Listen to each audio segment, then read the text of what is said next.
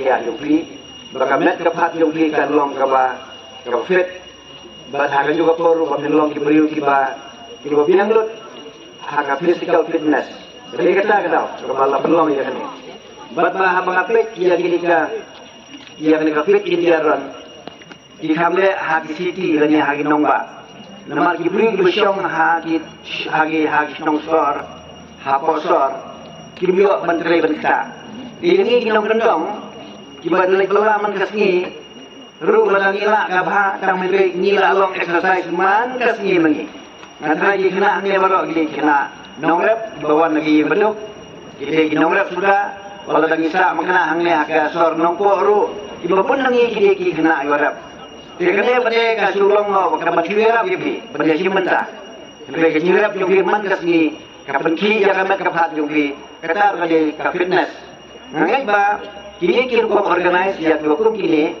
hable himal kapor bat negara sibun ngayu ihang negran ki kena benang rit ba ya simenta kane kapat I kadak kabat wat kibriu kibasakan sanong dong ro sedang masutu ya kane ka fitness ya kane ka judon kam bangin telong ya lade kibriu kibakot kibakya langba kajimare nga yosmo bangati mentaba manakasnem di dunia ya kan hindi undabun manakasnem yung nalabun ba kala manlong balangkot kani ka kilometer ne ngamti bagan badur terima ba dengan ba I officer yung kaniro nang syakmat din organize kani man lakapor wat mangiru na ka RBDSA ngidon gawin gitu bangin penlong dari Boyron tilanong inle ya katang isale la syem ngidon gitu ha ka jingdap jongka jingdap san bosnem jong RPTSA ngilap kre yaki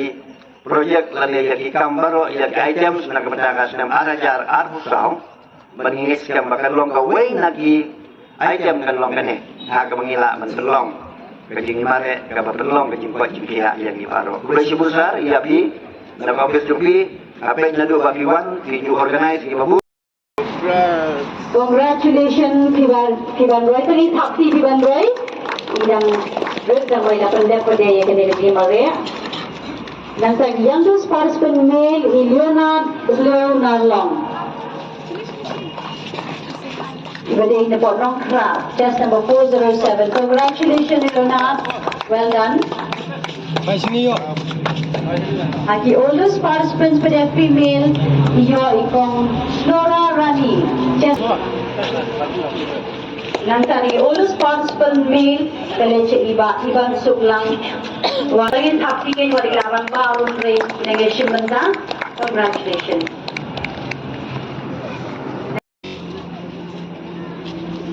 And first place, Barisha Timnat, test number 458.